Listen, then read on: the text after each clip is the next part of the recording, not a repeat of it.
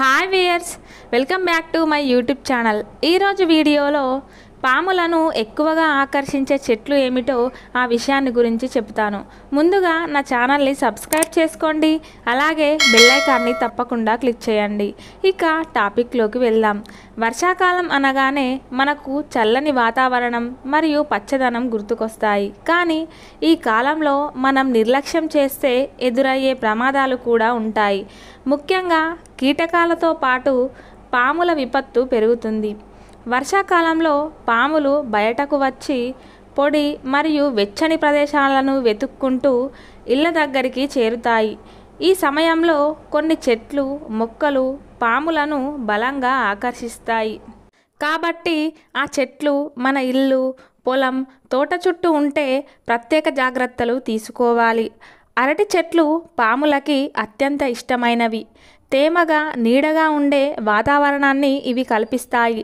అరటి చెట్ల వేర్ల మధ్య కాండాల చిట్టడుల్లో పాములు సులభంగా దాక్కోవచ్చు.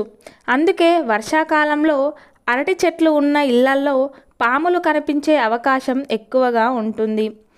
రాజు, మర్రి చెట్లు వేసవిలో మనకు నీడనిచ్చిన వర్షాకాలంలో ప్రమాదాన్ని కలిగిస్తాయి. ఈ చెట్ల మందపాటి వేర్లు, గజిబిజిగా ఉండే కొమ్మలు పాములు ఎక్కడానికి, దాక్కోవడానికి చాలా అనుకూలంగా ఉంటుంది. తేమ ఎక్కువగా ఉండటం వలన పాములు ఈ చెట్లను వదలవు. వెదురు చెట్లు పాములకు మరో ప్రధాన ఆకర్షణనిస్తాయి.